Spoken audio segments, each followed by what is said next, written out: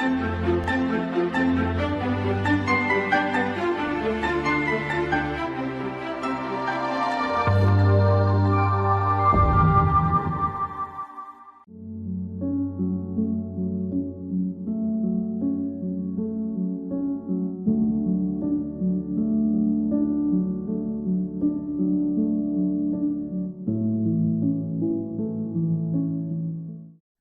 শিক্ষার্থী, আজকে আমরা আলোচনা করব ভারতীয় সংবিধানের একটি গুরুত্বপূর্ণ অংশ, মৌলিক অধিকারের অন্তর্ভুক্ত নাগরিকদের সাম্যের অধিকার। সাধারণভাবে মৌলিক অধিকার বলতে সেই সমস্ত অধিকারগুলোকে বোঝায় যেগুলো ব্যক্তিত্বের বিকাশ ঘটানোর জন্য একান্তভাবেই অপরিহার্য এবং যেগুলি ব্যক্তি স্বাধীনতাকে সুরক্ষিত করে এবং ব্যক্তিত্বের পরিপূর্ণ বিকাশ ঘটায় এবং একটি কার্যকর সামাজিক ও গণতান্ত্রিক জীবনযাত্রাকে সুনিশ্চিত করে।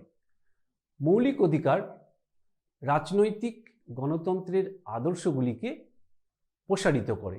অন্যভাবে বলা যায়, মৌলিক অধিকারগুলি স্বৈরাচারী ও কর্তৃত্বমূলক শাসন ব্যবস্থাকে প্রতিরোধ করে এবং রাষ্ট্রীয় নিয়ন্ত্রণ সীমিত করে, নাগরিকদের স্বাধীনতা ও অধিকারগুলোকে সুরক্ষিত রাখে। মৌলিক অধিকারের একটা ঐতিহাসিক প্রেক্ষাপট আছে। মৌলিক অধিকারের ধারণাটি প্রথম উদ্ভব ঘটে এবং বিকশিত হয় ব্রিটেনে, যখন ব্রিটেনের জনগণের দাবির পরিপ্রেক্ষিতে 1215 সালে রাজা জন ম্যাগনা কার্টা স্বাক্ষর করেন।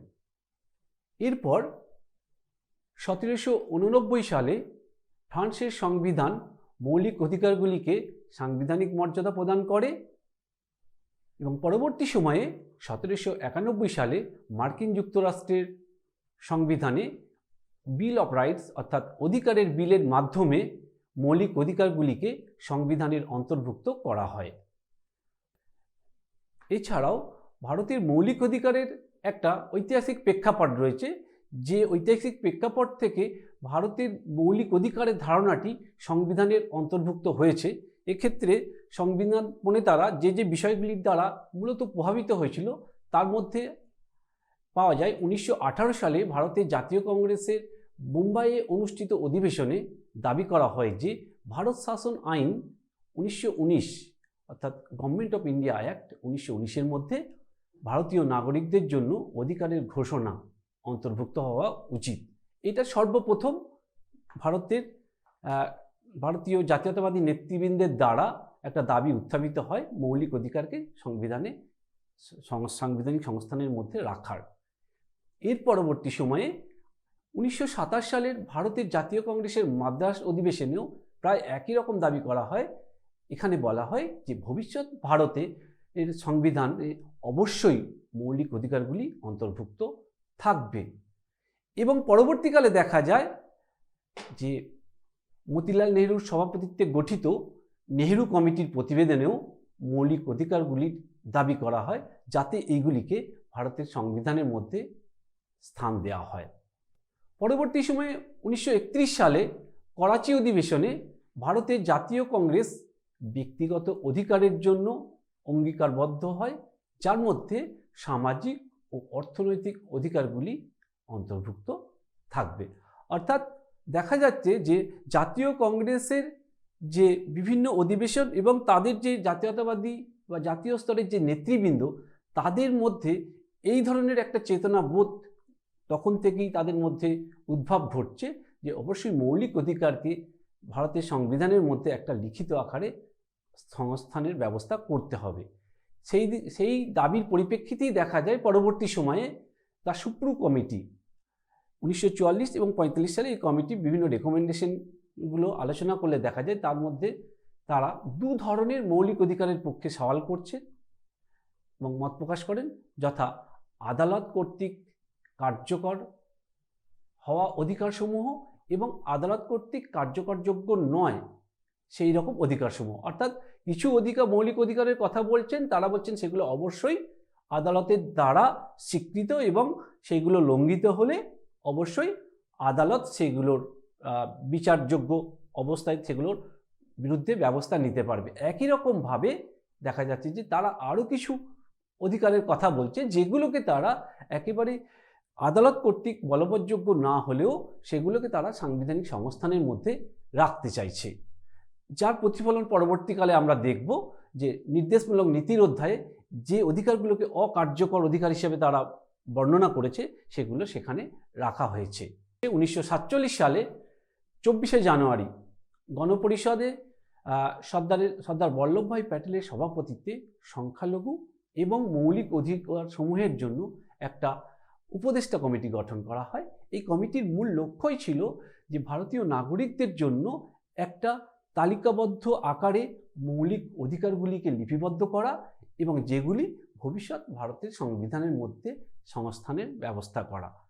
সেই দিক থেকে দেখা যায় যে সর্দার বল্লভভাইয়ের নেতৃত্বে এই গঠিত কমিটি ভারতীয় নাগরিকদের জন্য বেশ কয়েকটি মৌলিক অধিকারের সুপারিশ করে এবং শেষ পর্যন্ত দেখা যায় চূড়ান্ত পর্যায়ে আমরা দেখছি 1949 সালের 26শে নভেম্বর গৃহীত ভারতের সংবিধানের তৃতীয় অংশে অর্থাৎ পার্ট 3 অংশে আর্টিকেল 12 থেকে আর্টিকেল 35 অর্থাৎ 12 থেকে 35 নং ধারায় নাগরিকদের মৌলিক অধিকারগুলিকে লিপিবদ্ধ করা হয় এবং সংবিধানের এই তৃতীয় অংশে 12 থেকে 35 নম্বর ধারাগুলিতে নাগরিকদের জন্য মূল সংবিধানে মূলত 7টা অধিকারের সংস্থান সেখানে রাখা হয়েছিল।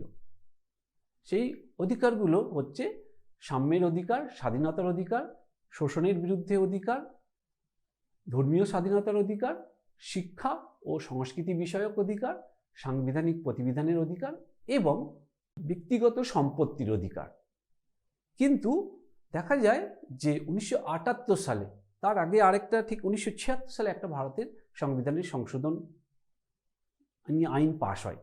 সেই আইনে ভারতীয় সংবিধানের প্রস্তাবনায় 2টি শব্দ যোগ করা হয়, একটা হচ্ছে সমাজতান্ত্রিক এবং ধর্মনিরপেক্ষ। এই 2টি শব্দ যোগ করা হয়। তার পরিপ্রেক্ষিতে 1978 সালে 44তম সংবিধান সংশোধনের মাধ্যমে নাগরিকদের সম্পত্তির অধিকারকে, যেটা মৌলিক অধিকারের অধ্যায়ে 31 নম্বর ধারায় লিপিবদ্ধ ছিল, সেই মৌলিক অধিকারের অধ্যায় থেকে এই নাগরিকদের সম্পত্তির অধিকারকে বাদ দিয়ে সেটাকে আর্টিকেল 300A বা 300 ক ধারায় সেটাকে একটি বিধিবদ্ধ অধিকার হিসাবে জায়গা দেওয়া হয়। পরবর্তী সময়ে দেখা যায় যে ভারতের সংবিধানে নাগরিকদের জন্য মূলত 6 ধরনের অধিকারের কথা বলা হচ্ছে। সেই 6 ধরনের অধিকার, প্রথম হচ্ছে সাম্যের অধিকার অর্থাৎ রাইট টু ইকুয়ালিটি। এটা সংবিধানের 14 নং ধারা থেকে 18 নং ধারায় এই সাম্যের অধিকারকে লিপিবদ্ধ করা হয়েছে। এর পরবর্তী অধিকার হচ্ছে স্বাধীনতার অধিকার, যেটা 19 নং ধারা থেকে 22 নং ধারায় লিপিবদ্ধ করা হয়েছে। পরবর্তীতে শোষণের বিরুদ্ধে অধিকার, এটা 23 নম্বর ধারা এবং 24 নম্বর ধারায় লিপিবদ্ধ হয়েছে। এছাড়া ধর্মীয় স্বাধীনতার অধিকার, এই অধিকারটা ভারতীয় সংবিধানের 25 নং ধারা থেকে 28 নং ধারায় লিপিবদ্ধ করা হয়েছে। এছাড়াও সংস্কৃতি ও শিক্ষা বিষয়ক অধিকার, যেটা 29 এবং 30 নম্বর ধারায় লিপিবদ্ধ হয়েছে। এছাড়াও সর্বশেষ যে অধিকার, সাংবিধানিক প্রতিবিধানের অধিকার, সেটি ভারতীয় সংবিধানের 32 নং ধারায় লিপিবদ্ধ করা হয়েছে। এই সাংবিধানিক প্রতিবিধানের অধিকারটা অন্যতম গুরুত্বপূর্ণ একটি অধিকার, কারণ ভারতীয় সংবিধানের অন্যান্য যে অধিকারগুলি অর্থাৎ সাম্যের অধিকার থেকে একেবারে সংস্কৃতি ও শিক্ষা বিষয়ক অধিকার, অর্থাৎ এই সাংবিধানিক প্রতিবিধানের অধিকার ছাড়া আর যে 5টি অধিকার আছে, সেই অধিকারগুলি সংরক্ষণের জন্য এই 32 নম্বর ধারায় লিখিত বা লিপিবদ্ধ সাংবিধানিক প্রতিবিধানের অধিকারটা ভীষণ গুরুত্বপূর্ণ। কারণ কোনো কারণে কোনো ভারতীয় নাগরিকদের যদি মৌলিক অধিকার লঙ্ঘনের কোনো ঘটনা ঘটে, তাহলে এই 32 নম্বর ধারা অনুযায়ী সাংবিধানিক প্রতিবিধানের অধিকার অনুসারে সুপ্রিম কোর্টে এটা রিট পিটিশনের মাধ্যমে সেখানে বিচার চাওয়া যেতে পারে। সাম্যের অধিকার, ভারতীয় সংবিধানে সাম্যের অধিকার 14 নং ধারা থেকে 18 নং ধারায় লিপিবদ্ধ হয়েছে।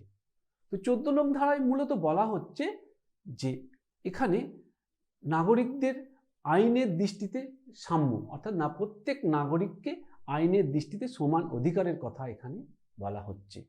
সংক্ষেপে আমরা 15 নম্বর ধারা সম্পর্কে বলতে পারি যে 15 নম্বর ধারায় ধর্ম, বর্ণ, জাতি, লিঙ্গ অথবা জন্মস্থান নির্বিশেষে বৈষম্যমূলক আচরণ নিষিদ্ধ।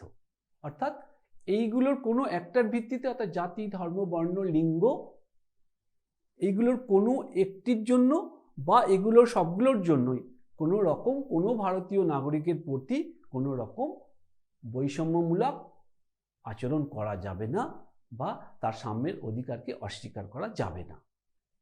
16 নং ধারায় বলা হচ্ছে যে সরকারি চাকরি লাভের ক্ষেত্রে সুযোগের সমতা বা সাম্য, অর্থাৎ একই রকমভাবে এখানেও প্রতিটি ভারতীয় নাগরিকের, অর্থাৎ তাদের জাতি, ধর্ম, বর্ণ বা অন্যান্য পরিচয় নির্বিশেষে প্রত্যেকটি ভারতীয় নাগরিক যাতে সমান সুযোগ পায় সরকারি চাকরি লাভের ক্ষেত্রে, সেই বিষয়টি এখানে মৌলিক অধিকারের আকারে স্থান দেওয়া হয়েছে 16 নং ধারায়। 17 নং ধারার বলা হচ্ছে যে অস্পৃশ্যতামূলক আচরণ করা যাবে না, এটা নিষিদ্ধ, এবং এখানে অস্পৃশ্যতার বিলোপ সাধনের কথা বলা হচ্ছে। 18 নং ধারায় শুধুমাত্র শিক্ষা এবং সামরিক ক্ষেত্র ছাড়া অন্যান্য ক্ষেত্রে পদবি বা অন্যান্য উপাধি বা কোনো খেতাব গ্রহণ সম্পূর্ণরূপে নিষিদ্ধ করা হয়েছে। এইবার আমরা আসব 14 নং ধারায় যে আইনের দৃষ্টিতে সাম্য। সেই আইনের দৃষ্টিতে সাম্য বলতে ঠিক কি বোঝানো হয়েছে আমাদের সংবিধানে।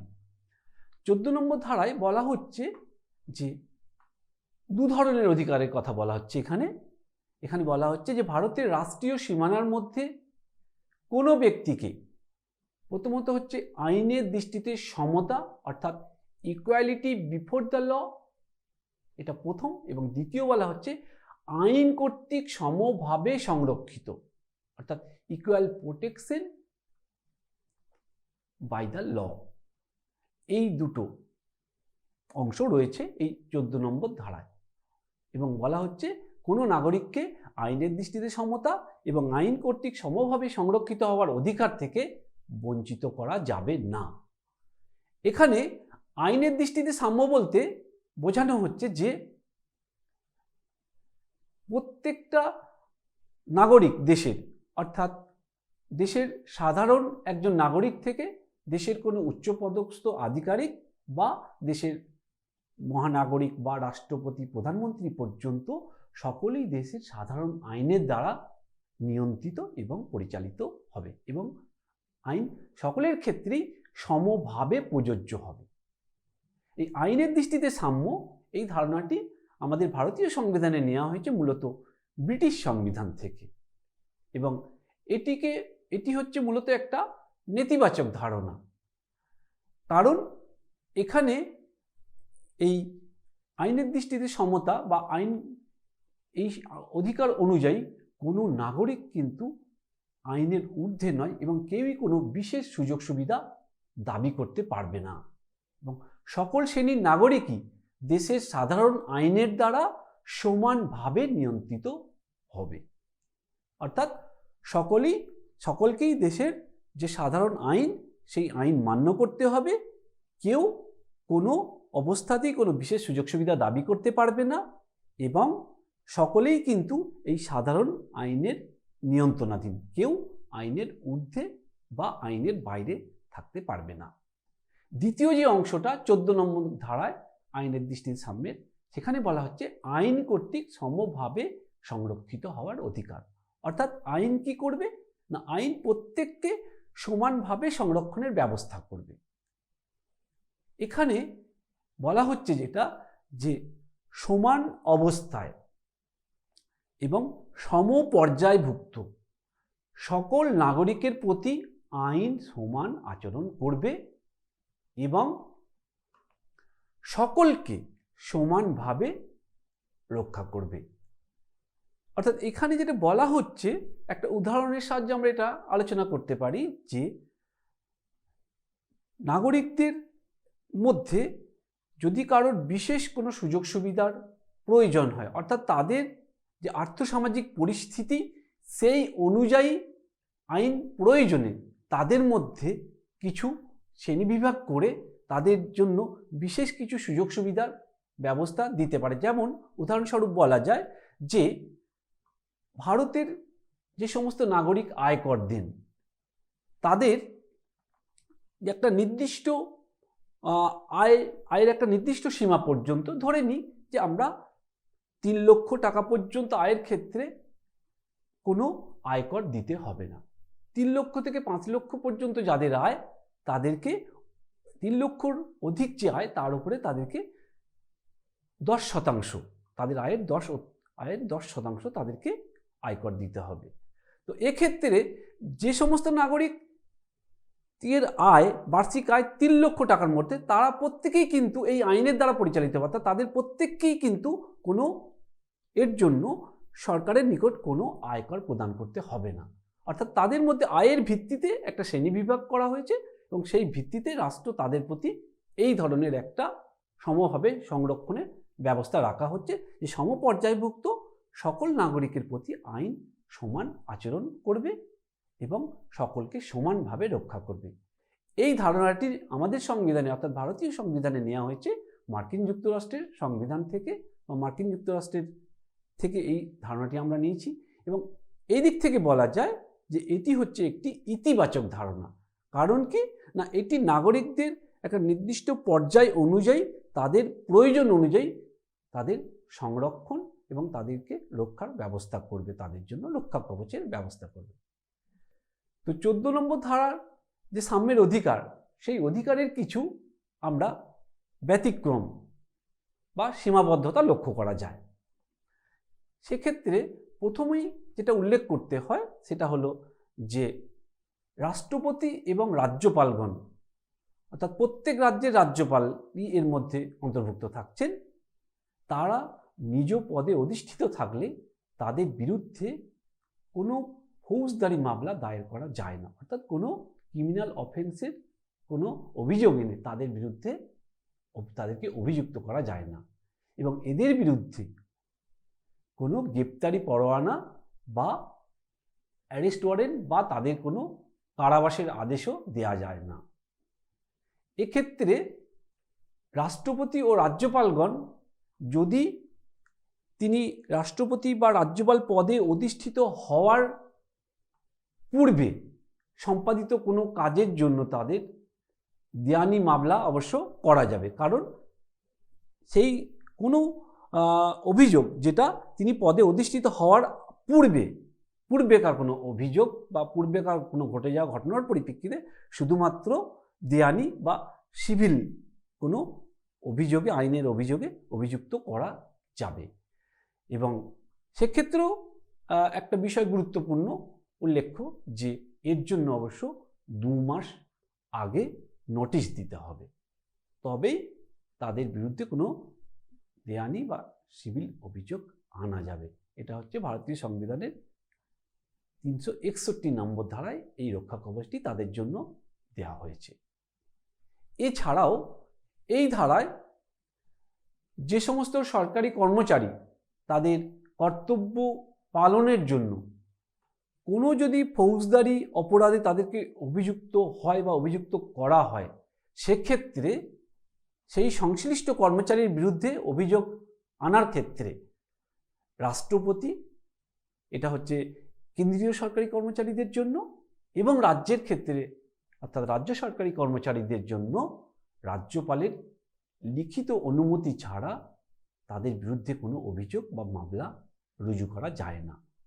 অর্থাৎ এখানে বিশেষত কোনো পুলিশ আধিকারিক বা কোনো অন্য কোনো দপ্তরের কোনো কর্মচারী, একই রকমভাবে কেন্দ্রীয় সরকারের কেন্দ্রীয় বাহিনীর কোনো আধিকারিক বা অফিসার, তারা যদি তাদের কর্তব্য পালন করতে গিয়ে বা ল অ্যান্ড অর্ডার কার্যকর করতে গিয়ে যদি এই ধরনের কোনো ক্রাইমের অভিযুক্ত হন, সেক্ষেত্রে কিন্তু তাদের এগেনস্টে সরাসরি অভিযোগ আনা যাবে না।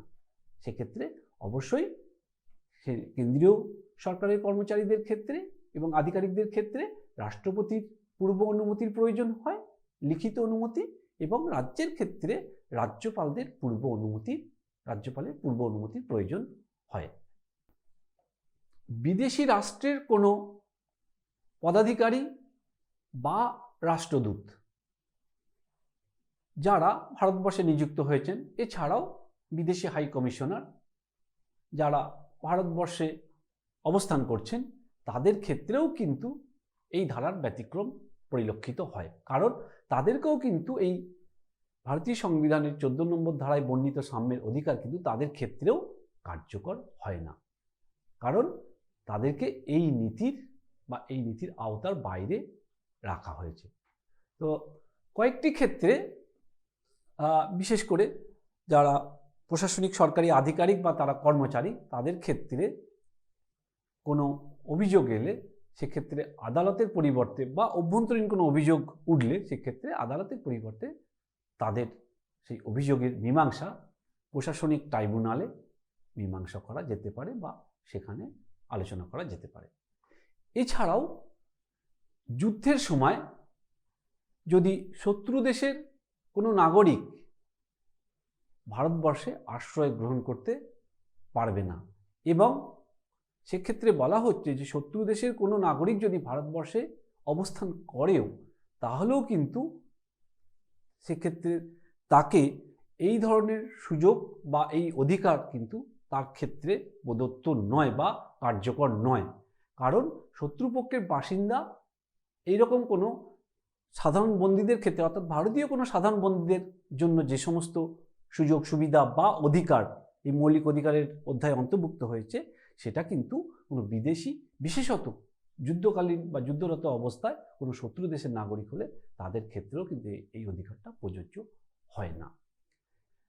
একই রকমভাবে দেখা যায় যে রাষ্ট্রপতি এবং রাজ্যপালের ন্যায় প্রধানমন্ত্রী এবং রাজ্যের মুখ্যমন্ত্রীদের বিরুদ্ধেও কিন্তু যথাক্রমে দেখা যায় প্রধানমন্ত্রীর ক্ষেত্রে রাষ্ট্রপতি এবং মুখ্যমন্ত্রীর ক্ষেত্রে রাজ্যপালের অনুমতি ছাড়া তাদের বিরুদ্ধে, অর্থাৎ প্রধানমন্ত্রী এবং মুখ্যমন্ত্রীর বিরুদ্ধে কোনো ফৌজদারি মামলা করা যাবে না, অর্থাৎ কোনো ক্রিমিনাল অফেন্সের অভিযোগ তাদের এগেনস্টে করা যায় না।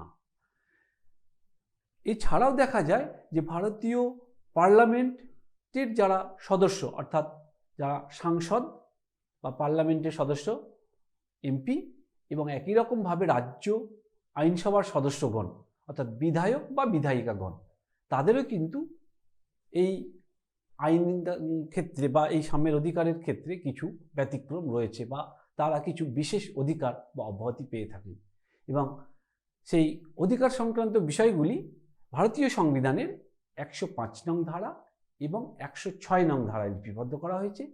আবার একই রকমভাবেই দেখা যায় ভারতীয় সংবিধানের 194 নং ধারা এবং 195 নম্বর ধারায় যে special privilege for MPs and MLS, অর্থাৎ ভারতের যারা পার্লামেন্টের সদস্য তাদের জন্য এবং রাজ্যগুলির ক্ষেত্রে রাজ্য বিধানসভার যারা সদস্য তাদের জন্য বিশেষ কিছু অধিকার বা স্পেশাল প্রিভিলেজ, বিশেষাধিকারের ব্যবস্থা এখানে করা হয়েছে।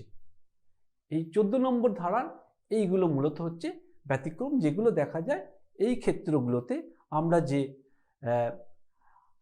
আইনের দৃষ্টিতে সাম্য এবং আইন কর্তৃক সমভাবে সংরক্ষিত হওয়ার যে অধিকার, সেই অধিকারগুলি ব্যতিক্রম এই ক্ষেত্রগুলিতে পরিলক্ষিত হয়। পরবর্তী যে অধিকারটি, অপর একটি গুরুত্বপূর্ণ অধিকার যেটা ভারতীয় সংবিধানের 15 নং ধারায় লিপিবদ্ধ হয়েছে, সেটা হচ্ছে সামাজিক সাম্য এবং জনসাধারণের ব্যবহার্য স্থান ব্যবহারের ক্ষেত্রে সমতা নীতি অনুসরণ করা। এক্ষেত্রে সংবিধানের 15-1 নং ধারায় বলা হচ্ছে যে রাষ্ট্র কেবলমাত্র বা শুধুমাত্র জাতি, ধর্ম, বর্ণ, জন্মস্থান বা লিঙ্গগত বৈষম্যের ভিত্তিতে অথবা এগুলির কোনো একটির ভিত্তিতে কোনো নাগরিকের প্রতি বৈষম্যমূলক আচরণ করতে পারবে না। অর্থাৎ এখানে বলা হচ্ছে যে নাগরিকদের মধ্যে কোনো ধরনের জাতিগত বা ধর্মগত, বর্ণগত বা লিঙ্গগত পার্থক্যের ভিত্তিতে রাষ্ট্র তাদের প্রতি কোনো রকম বৈষম্যমূলক আচরণ করবে না এবং এই সাম্যের অধিকার থেকে তাদেরকে বঞ্চিত করতে পারবে না। এটা ভারতীয় সংবিধানের 15-1 নম্বর ধারায় লিপিবদ্ধ করা হয়। অন্যদিকে 15-2 নং ধারায় বলা হচ্ছে যে 15-1 নং ধারায় উল্লিখিত কারণগুলি বা তাদের কোনো একটির জন্য দোকান, সর্বসাধারণের ব্যবহার্য রেস্তোরাঁ, হোটেল ও প্রমোদ স্থানে প্রবেশের ক্ষেত্রে এবং সরকারি অর্থে সম্পূর্ণ বা আংশিকভাবে পরিচালিত কিংবা জনসাধারণের ব্যবহারের জন্য উৎসর্গীকৃত কোনো কূপ, জলাশয়, স্নানাগার, পথ ও জনসমাগমের কোনো স্থান ব্যবহারের ক্ষেত্রে বিধিনিষেধ বা কোনো অসামর্থ্য আরোপ করা যাবে না। অর্থাৎ কি না, একই রকমভাবে 15-1 নং ধারার ন্যায় 15-2 নং ধারাতেও বলা হচ্ছে যে যেগুলো সর্বসাধারণের ব্যবহার্য স্থান বা সরকারি অর্থে পরিচালিত, সম্পূর্ণ বা আংশিকভাবে সরকারি অনুদানের ভিত্তিতে পরিচালিত, সেই রকম কোনো স্থানে প্রবেশের ক্ষেত্রে বা নাগরিকদের অবস্থানের ক্ষেত্রে কোনোরূপ তাদের বাধা সৃষ্টি করা যাবে না। এটা হচ্ছে 15-2 নং ধারায় বলা হচ্ছে। কারণ এটাও যদি কোনো ধরনের এই ধরনের জাতি, ধর্ম বা বর্ণ বা অন্যান্য বিষয়গুলোর ক্ষেত্রে যদি এই বিষয়গুলোর ভিত্তিতে যদি কোনো বাধা সৃষ্টি করা হয় তাহলে সেটা কিন্তু মৌলিক অধিকার লঙ্ঘনের অভিযোগ উত্থাপিত হবে। এখানেও এই সামাজিক সাম্য এবং জনসাধারণের ব্যবহার্য স্থান ব্যবহারের যে সমতার নীতি, সেখানেও কিছু ব্যতিক্রম রয়েছে বা বিধিনিষেধ রয়েছে, যেটা আমরা দেখছি 15-3 নং ধারা এবং 4 নং ধারায় ভারতীয় সংবিধানে লিপিবদ্ধ হয়েছে। 15-3 নং ধারা অনুসারে স্ত্রীলোক ও শিশুদের উন্নতির জন্য রাষ্ট্র বিশেষ ব্যবস্থা গ্রহণ করতে পারবে। অর্থাৎ রাষ্ট্রকে না উইমেন এবং চাইল্ড অর্থাৎ নারী এবং শিশু তাদের উন্নতির জন্য বিশেষ বিশেষ কিছু ব্যবস্থা গ্রহণ করতে পারবে, কিন্তু এক্ষেত্রে কোনো এটাকে বৈষম্যমূলক আচরণ বলে কোনো অভিযোগ উত্থাপন করা যাবে না। একই রকমভাবে আমরা দেখছি 15-4 নং ধারায় উল্লেখ করা হয়েছে যে সামাজিক এবং শিক্ষাক্ষেত্রে অনগ্রসর শ্রেণী এবং তপশিলি জাতি ও উপজাতি সম্প্রদায়ের অন্তর্ভুক্ত নাগরিকদের উন্নতির জন্য রাষ্ট্র কিছু বিশেষ ব্যবস্থা গ্রহণ করতে পারবে। এক্ষেত্রেও কিন্তু এটা সাম্যের অধিকারের পরিপন্থী বলে কোনো অভিযোগ উত্থাপন করা যায় না, কারণ এগুলোর জন্য ভারতের সংবিধানেই লিপিবদ্ধ করা হয়েছে যে এগুলো কিন্তু নাগরিকদের উন্নতির জন্য এবং একটা সুষম সমাজ গঠনের জন্য এই ধরনের ব্যবস্থা রাষ্ট্র গ্রহণ করতে পারবে এবং সেটা নিয়ে আদালতে কোনো অভিযোগ উত্থাপন করা যাবে না। 15 নং ধারাটি আমরা দেখছি 2005 সালে 93তম সংশোধনের মাধ্যমে কিছু সংশোধন করা হয়েছে এবং এই 93তম সংশোধনী আইনে বলা হচ্ছে 15 নম্বর ধারায় সংশোধন করার মাধ্যমে বলা হচ্ছে যে সামাজিক ও শিক্ষাগত ক্ষেত্রে অনগ্রসর শ্রেণীভুক্ত নাগরিকদের অথবা তপশিলি জাতি ও উপজাতিগুলির অগ্রগতির জন্য সরকারি ও বেসরকারি শিক্ষা প্রতিষ্ঠানে, এক্ষেত্রে সংখ্যালঘু শিক্ষা প্রতিষ্ঠানকে এই আইনের আওতার বাইরে রাখা হয়েছে এবং বলা হচ্ছে যে সংখ্যালঘু শিক্ষা প্রতিষ্ঠান ব্যতীত অন্যান্য সরকারি এবং বেসরকারি শিক্ষা প্রতিষ্ঠানে ভর্তির ক্ষেত্রে আসন সংরক্ষণের জন্য আইন প্রণয়ন করতে পারবে। অর্থাৎ এটা একটা গুরুত্বপূর্ণ সংশোধনী বলা যেতে পারে, কারণ এই সংশোধনীর মাধ্যমে দেখা যাচ্ছে যে রাষ্ট্র সরকারি শিক্ষা প্রতিষ্ঠানগুলির ন্যায় একই রকমভাবে বেসরকারি শিক্ষা প্রতিষ্ঠানগুলিতেও কিন্তু প্রয়োজন মনে করলে তপশিলি জাতি, উপজাতি এবং অনগ্রসর সম্প্রদায়ের উন্নতির জন্য সেই সমস্ত সরকারের পাশাপাশি বেসরকারি শিক্ষা প্রতিষ্ঠানগুলোতেও কিন্তু কিছু আসন সংরক্ষণের ব্যবস্থা করতে পারে। অর্থাৎ এই সংশোধনের মাধ্যমে একটা অভূতপূর্ব ঘটনা আমরা লক্ষ্য করছি যে সরকারি প্রতিষ্ঠানগুলোতে কিছু সংরক্ষণ অর্থাৎ শিক্ষাক্ষেত্রে ভর্তির জন্য কিছু সংরক্ষণের ব্যবস্থা থাকলেও তপশিলি জাতি এবং উপজাতি এবং অন্যান্য অনগ্রসর শ্রেণীর জন্য এই সংশোধনীর মাধ্যমে সর্বপ্রথম বেসরকারি শিক্ষা প্রতিষ্ঠানগুলোতেও কিন্তু সেই সংরক্ষণ অর্থাৎ তপশিলি জাতি, তপশিলি উপজাতি এবং অন্যান্য অনগ্রসর শ্রেণীর জন্য আসন সংরক্ষণের সংস্থান করা হচ্ছে এই 2005 সালে 93তম সংবিধান সংশোধনী আইনের মধ্য দিয়ে। এটা একটা আইনি স্বীকৃতি লাভ করে। অর্থাৎ বর্তমানে বেসরকারি শিক্ষা প্রতিষ্ঠানগুলোতেও কিন্তু তপশিলি জাতি, উপজাতি এবং অনগ্রসর শ্রেণী সম্প্রদায়ের জন্য আসন সংরক্ষণের বিষয়টি আইনি স্বীকৃতি লাভ করেছে। এটা অবশ্যই ভারতীয় পিছিয়ে পড়া অংশের মানুষের অধিকারের পথ আরও প্রশস্ত করেছে এবং তাদের অধিকারকে আরও জোরালো এবং মজবুত করেছে। এবং এক্ষেত্রে অবশ্যই আরেকটি বিষয় এই সংশোধনীর লক্ষ্য যে এর মাধ্যমে এই অনগ্রসর সম্প্রদায়ের বিশেষত তপশিলি জাতি, উপজাতি এবং অন্যান্য অনগ্রসর সম্প্রদায়ের শ্রেণীভুক্ত শিশু এবং শিক্ষার্থীদের আরও বেশি করে উচ্চশিক্ষা এবং মধ্যশিক্ষা এবং প্রাথমিক শিক্ষায় তাদের আরও অধিক এনরোলমেন্টের ব্যবস্থা করা, অর্থাৎ তাদের শিক্ষার পথটাকে আরও প্রশস্ত করে দেওয়া। এবং এক্ষেত্রে বলা যেতে পারে যে ওই সংশ্লিষ্ট সম্প্রদায়গুলির নিকট একটা সুযোগের সমতা সৃষ্টি করার জন্য এই বিশেষ সংরক্ষণের ব্যবস্থা করা হয়েছে এই সংশোধনীর মাধ্যমে। পরবর্তীতে দেখা যাচ্ছে যে 16 নং ধারায় আরেকটি গুরুত্বপূর্ণ সাম্যের অধিকার এখানে বলা হচ্ছে যে সরকারি চাকুরিতে নিয়োগের ক্ষেত্রে সুযোগের সমতা। অর্থাৎ কি না, সরকারি চাকুরি গ্রহণের ক্ষেত্রে প্রত্যেক নাগরিক সমান সুবিধা এবং সমান সুযোগ লাভ করতে পারবে। অর্থাৎ কাউকেই কোনো রকমভাবে এক্ষেত্রে বাধা বা কোনো বৈষম্যমূলক আচরণ করা যাবে না। এই অধিকারের ক্ষেত্রে অর্থাৎ সরকারি চাকরিতে যে নিয়োগের ক্ষেত্রে সমতার সুযোগ, এখানে 16-র 1 নম্বর ধারায় বলা হচ্ছে যে রাষ্ট্রের অধীনে যে কোনো চাকরি বা নিয়োগের ক্ষেত্রে ভারতের সকল নাগরিক সমান সুযোগ পাবে।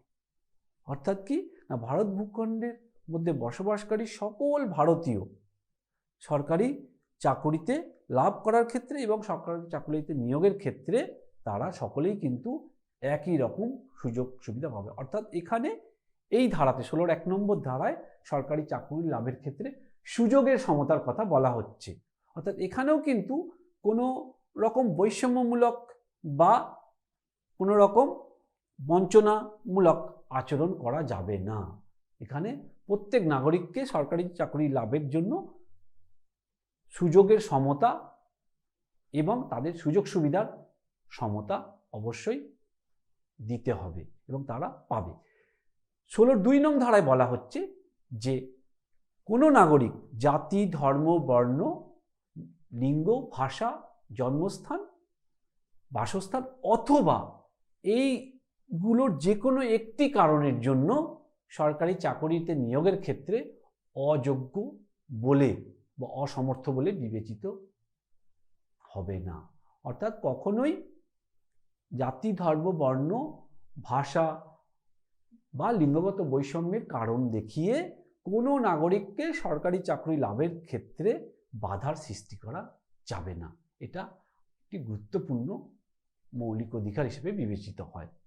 একই সঙ্গে বলা হচ্ছে যে শুধু সরকারি চাকরি লাভ বা সরকারি চাকরিতে নিয়োগের ক্ষেত্রেই নয়, এছাড়াও বেতন, পদোন্নতি, ছুটি, পেনশন সংক্রান্ত বিষয় এবং চাকরির অন্যান্য শর্তাবলী সংক্রান্ত বিষয়েও কিন্তু একই রকমভাবে এই সাম্যের নীতি অনুসরণ করা হবে। তবে একই রকমভাবে 16 নং ধারায় বর্ণিত এই যে চাকুরি লাভের ক্ষেত্রে সুযোগের সমতা সংক্রান্ত যে নীতি, সেই সরকারি চাকরি লাভের সুযোগের সমতা সংক্রান্ত নীতিরও কতকগুলো ব্যতিক্রম আছে। অর্থাৎ এখানেও কিছু বিধিনিষেধ আরোপিত হয়েছে। যেমন 16-3 নং ধারায় বলা হয়েছে, পার্লামেন্ট আইন প্রণয়ন করে যে কোনো অঙ্গরাজ্যের বা কেন্দ্রশাসিত অঞ্চলের চাকুরিতে নিয়োগের ক্ষেত্রে সংশ্লিষ্ট অঞ্চলে বসবাসগত শর্ত আরোপ করতে পারে। অর্থাৎ কি না, প্রয়োজন হলে বা প্রয়োজন মনে করলে পার্লামেন্ট এই বিষয়ে আইন প্রণয়ন করতে পারে যে কোনো একটি অঙ্গরাজ্য বা কোনো একটি কেন্দ্রশাসিত অঞ্চলে চাকরির ক্ষেত্রে সেই সংশ্লিষ্ট রাজ্য বা সংশ্লিষ্ট কেন্দ্র রাজ্যের বাসিন্দাদের জন্য অতিরিক্ত সুযোগ বা তাদের জন্য কিছু সেই অঞ্চলের রেসিডেন্ট হওয়ার শর্ত আরোপ করতে পারে। অর্থাৎ তাদের কিছু বিশেষ সুযোগ সুবিধা আরোপ করতে পারে বা তাদের জন্য কিছু বিশেষ সুযোগ সুবিধা ব্যবস্থা পার্লামেন্ট আইনের মাধ্যমে করতে পারবে।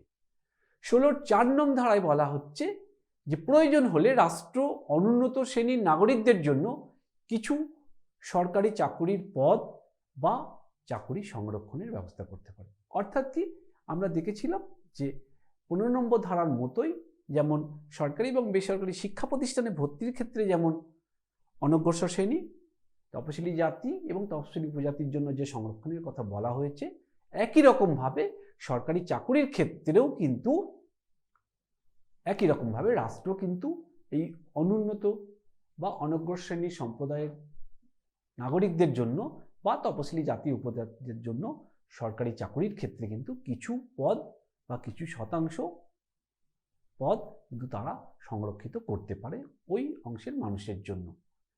16-5 নং ধারা অনুসারে রাষ্ট্র কোনো ধর্মীয় প্রতিষ্ঠানের সঙ্গে যুক্ত চাকুরি সংশ্লিষ্ট ধর্মাবলম্বী ব্যক্তিদের জন্য সংরক্ষণে বা তাদের অগ্রাধিকারের ব্যবস্থা করতে পারে। অর্থাৎ কি না, কোনো একটা ধর্মীয় প্রতিষ্ঠান, যেমন কোনো সংখ্যালঘু সম্প্রদায়ের দ্বারা পরিচালিত কোনো প্রতিষ্ঠান, সেটা শিক্ষা প্রতিষ্ঠান বা অন্য কোনো প্রতিষ্ঠানে সরকারি চাকুরি বা সেই প্রতিষ্ঠানে চাকুরির ক্ষেত্রে সংশ্লিষ্ট ধর্মীয় সম্প্রদায়ের ব্যক্তিদের অগ্রাধিকার দিতে পারে বা তাদের জন্য একটা নির্দিষ্ট অংশ বা শতাংশ আসন সংরক্ষণ করতে পারে, যেগুলোতে যে সম্প্রদায় দ্বারা পরিচালিত ওই প্রতিষ্ঠানটি, সেই সম্প্রদায়ের ব্যক্তিরাই বা নাগরিকেরাই ওই চাকুরিটি লাভ করতে পারে। এই ধরনের কিছু শর্ত আরোপ করতে পারে রাষ্ট্র। এইগুলোকে আমরা মূলত 16 নম্বর ধারার বা 16 নম্বর ধারায় যে বর্ণিত সরকারি চাকুরিতে যে সাম্যের অধিকার, সেই অধিকারের ব্যতিক্রম হিসাবে বা আমরা বিধিনিষেধ হিসাবে বিবেচিত করতে পারি। এছাড়াও 16 নম্বর ধারায় আরেকটি ব্যতিক্রম বা বিধিনিষেধ, যেটা ভারতীয় সংবিধানের 355 নং ধারায় উল্লেখ করা হয়েছে। এই ভারতীয় সংবিধানের 355 নং ধারা অনুসারে প্রশাসনিক দক্ষতার সঙ্গে সামঞ্জস্য রক্ষা করে সরকার তপশিলি জাতি এবং উপজাতিদের জন্য কেন্দ্র বা রাজ্যের সরকারি চাকরিতে নিয়োগের ক্ষেত্রে কিছু অগ্রাধিকার দিতে পারে বা তাদের জন্য কিছু অতিরিক্ত সুযোগ সুবিধা প্রদান করতে পারে। এবং এক্ষেত্রেও কিন্তু এটা বৈষম্যমূলক আচরণ বলে কোনো রকম অভিযোগ করা যাবে না। কারণ কি না, এটা সাংবিধানিক সংস্থান, এই সাংবিধানিক সংস্থান অনুসারেই কিন্তু প্রয়োজন মনে করলে সরকার বা পার্লামেন্ট আইন প্রণয়ন করে এই ধরনের ব্যবস্থা গ্রহণ করতে পারে, যেখানে তপশিলি জাতি, উপজাতি বা অন্যান্য অনগ্রসর শ্রেণীর নাগরিকদের জন্য কেন্দ্রীয় সরকার বা রাজ্য সরকারি চাকুরিতে কিছু আসন সংরক্ষণের ব্যবস্থা করতে পারবে রাষ্ট্র। এটা হচ্ছে আমাদের সংবিধানের 355 নং ধারার সংস্থান অনুযায়ী এই ধরনের ব্যবস্থা গ্রহণ করতে পারবে রাষ্ট্র। পরবর্তী যে সাম্যের অধিকার, একটা গুরুত্বপূর্ণ অধিকার, যেটা ভারতীয় সমাজের বলা যেতে পারে এখনো পর্যন্ত এই ধরনের অধিকারকে আমরা, এই ধরনের একটা সমস্যা অর্থাৎ অস্পৃশ্যতামূলক সমস্যা, অর্থাৎ আমাদের এখনো জাতিগত সমস্যা, এই সমস্যাগুলো কিন্তু আমাদের সমাজ থেকে এখনো সম্পূর্ণভাবে বিলুপ্ত হয়নি। কিন্তু ভারতের সংবিধান প্রণেতারা দেখা যায় যে তারা কিন্তু এই ব্যাপারে ভীষণভাবে, অর্থাৎ সমকালীন ভারতীয় সমাজের যে সমস্যা, সেই সমস্যার একটা অন্যতম প্রধান সমস্যা হচ্ছে আমাদের জাতিগত সমস্যা বা অস্পৃশ্যতামূলক আচরণের সমস্যা, যার থেকেই আমরা দেখা যাচ্ছি জাতিগত বৈষম্যের ধারণাটা আসছে। সেই বিষয়ে তারা কিন্তু যথেষ্ট সচেতন ছিলেন এবং সেই সচেতনতা বোধ থেকেই দেখা যাচ্ছে ভারতের সংবিধানের 17 নং অধ্যায়ে বা 17 নং অনুচ্ছেদে অস্পৃশ্যতা বিলোপ, অস্পৃশ্য আচরণকে নিষিদ্ধ করা হয়েছে এবং এই ধরনের আচরণ অবশ্যই একটা পানিশেবল অফেন্স বা শাস্তিযোগ্য অপরাধ হিসেবে এখানে বিবেচনা করা হয়েছে। এই ধারায় বলা হচ্ছে যে এখানে অস্পৃশ্যতা আচরণ বিলোপ সাধন করার উদ্দেশ্যে এবং এই 17 নং ধারাটিকে কার্যকর করার জন্য 1955 সালে ভারতের পার্লামেন্ট অস্পৃশ্যতা অপরাধ আইন প্রণয়ন করে এবং বর্তমানে এই আইনটি সামাজিক সুরক্ষা আইন বা protection of civil right act নামে অধিক পরিচিত। সাম্যের অধিকারের অন্তর্ভুক্ত অপর অধিকারটি হচ্ছে উপাধি গ্রহণ নিষিদ্ধকরণ। এটা ভারতীয় সংবিধানের 18 নং ধারায় এই অধিকারটি লিপিবদ্ধ হয়েছে এবং সংবিধানের 18-1 নং ধারায় বলা হয়েছে যে সামরিক কিংবা শিক্ষাক্ষেত্রে বিশেষ গুণের স্বীকৃতি বিষয়ক উপাধি ছাড়া রাষ্ট্র অন্য কোনো উপাধি প্রদান করবে না। অর্থাৎ বলা হচ্ছে যে শুধুমাত্র শিক্ষা এবং সামরিক ক্ষেত্রে শৌর্য বা তাদের বিশেষ যে প্রদর্শন বা বিশেষ উৎকর্ষতা প্রদর্শনের ক্ষেত্র ছাড়া রাষ্ট্র অন্য কোনো উপাধি প্রদান করবে না। 18(2) নং ধারা অনুসারে বলা হয়েছে যে কোনো ভারতীয় নাগরিক কোনো বিদেশি রাষ্ট্র কর্তৃক প্রদত্ত উপাধি গ্রহণ করতে পারবে না। 18(3) নং ধারায় একই রকমভাবে বলা হচ্ছে যে ভারত সরকারের কাজে নিযুক্ত কোনো ব্যক্তি ভারতের রাষ্ট্রপতির বিনা অনুমতিতে অন্য কোনো রাষ্ট্রের নিকট থেকে উপাধি গ্রহণ করতে পারবে না। অর্থাৎ ভারতের কোনো রাষ্ট্রদূত অন্য রাষ্ট্রে নিযুক্ত রয়েছে, এইরকম কোনো ব্যক্তি সংশ্লিষ্ট রাষ্ট্রের কাছ থেকে কোনো রাষ্ট্রের অনুমতি ছাড়া কোনো উপাধি বা খেতাব গ্রহণ করতে পারবে না। 18(4) নং ধারা অনুসারে রাষ্ট্রীয় কাজে নিযুক্ত বা লাভজনক পদে অধিষ্ঠিত কোনো ব্যক্তি রাষ্ট্রপতির বিনা অনুমতিতে অন্য কোনো বিদেশি রাষ্ট্রের উপহার, বেতন বা পদ গ্রহণ করতে পারবেন না। বস্তুত দেখা যায় যে ব্রিটিশ উপনিবেশিক শাসনকালে সাম্রাজ্যবাদী শক্তি তাদের নিজেদের স্বার্থে সামাজিক বিভেদ সৃষ্টির জন্য ব্রিটিশ সরকার স্যার, রায়বাহাদুর, রাজা, বাবু ইত্যাদি এই ধরনের উপাধিগুলো বন্টন করত বা বিতরণ করত ভারতবর্ষের তথাকথিত উচ্চবর্ণের মানুষদের খুশি করার জন্য। পরবর্তীকালে অর্থাৎ স্বাধীনোত্তর ভারতবর্ষে দেখা যায় এই উপাধি সংক্রান্ত বিভেদ এবং বৈষম্য দূর করার জন্যই কিন্তু এই ধারাটি সংবিধানে যুক্ত করা হয়েছে। তো এইভাবে দেখা যায় ভারতের সংবিধানের 14 থেকে 18 নং ধারায় কতগুলো সাম্যের অধিকারকে এখানে লিপিবদ্ধ করা হয়েছে, একই রকমভাবে কিছু বিধিনিষেধও এখানে যুক্ত হয়েছে। তো সামগ্রিকভাবে আমরা এই সাম্যের অধিকারের মূল্যায়নের অংশে আমরা বলতে পারি যে সাম্যের অধিকার অবশ্যই ভারতীয় সংবিধানে একটা গুরুত্বপূর্ণ অধিকার হিসেবে বিবেচিত হয়, যেটা ভারতীয় গণতন্ত্রের ভিত্তিকে মজবুত করেছে, জাতিগত বৈষম্য, ধর্ম এবং বর্ণভিত্তিক বৈষম্য থেকে সমাজকে মুক্ত করার চেষ্টা করেছে। এছাড়াও সাম্যের অধিকার ভারতের মতো বৃহৎ জনসংখ্যা বিশিষ্ট দেশে গুরুত্বপূর্ণ অধিকার হিসেবে বিবেচিত হয়। এই অধিকার ভারতীয় জনগণের মধ্যে পারস্পরিক সম্মান ও শ্রদ্ধাবোধ জাগ্রত করে এবং গণতান্ত্রিক পরিবেশকে সংরক্ষিত করে। কিছু সীমাবদ্ধতা পরিলক্ষিত হয় সাম্যের অধিকারেরও। তার মধ্যে গুরুত্বপূর্ণ হচ্ছে সাম্যের অধিকারের মধ্যে অর্থনৈতিক ক্ষেত্রের নাগরিকদের মধ্যে সাম্যের অধিকারকে এখানে স্বীকার করা হয়নি এবং অতিরিক্ত বাধা নিষেধ আরোপ করার ফলে অনেক ক্ষেত্রেই দেখা যায় যে এইসব ব্যতিক্রমগুলির মাধ্যমে বা বিধিনিষেধগুলির মাধ্যমে রাষ্ট্র বিশেষ ব্যবস্থা নিতে পারে।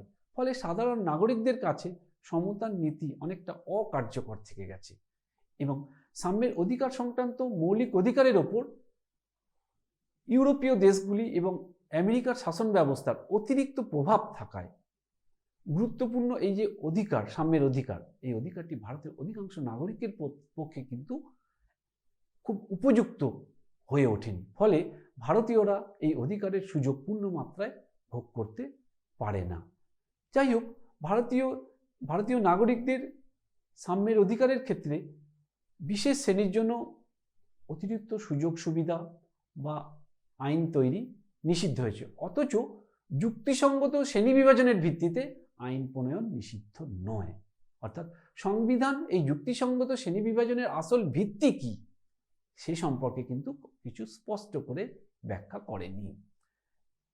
একই রকমভাবে নাগরিকদের সাম্যের অধিকার সংক্রান্ত সংশোধনগুলি বা সাংবিধানিক সংশোধনগুলির জন্য আদালত অনেক ক্ষেত্রেই বিশেষ বিশেষ রায় দিয়ে বৈষম্যমূলক সরকারি আদেশ বা আইন বাতিল করেছে। কিন্তু যখনই আদালত এই ধরনের বৈষম্যমূলক আইনগুলোকে বাতিল করার জন্য কোনো পদক্ষেপ গ্রহণ করেছে বা তার বিরুদ্ধে কোনো রায় দিয়েছে, তখনই আদালতের রায়কে অকার্যকর করা বা এড়িয়ে যাওয়া হয়েছে।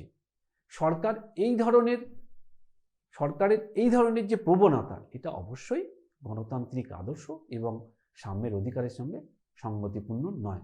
তবে এটা বলা যায় যে বেশ কিছু সীমাবদ্ধতা থাকলেও সাম্যের অধিকার ভারতীয় নাগরিকদের গণতান্ত্রিক অধিকার রক্ষার ক্ষেত্রে একটি গুরুত্বপূর্ণ হাতিয়ার এবং আপামর ভারতবাসীর আশা আকাঙ্ক্ষা পূরণ করার ক্ষেত্রে ও নাগরিকদের ব্যক্তিত্বের পরিপূর্ণ বিকাশ ঘটানোর ক্ষেত্রে এই অধিকারটি অত্যন্ত গুরুত্বপূর্ণ ভূমিকা পালন করে।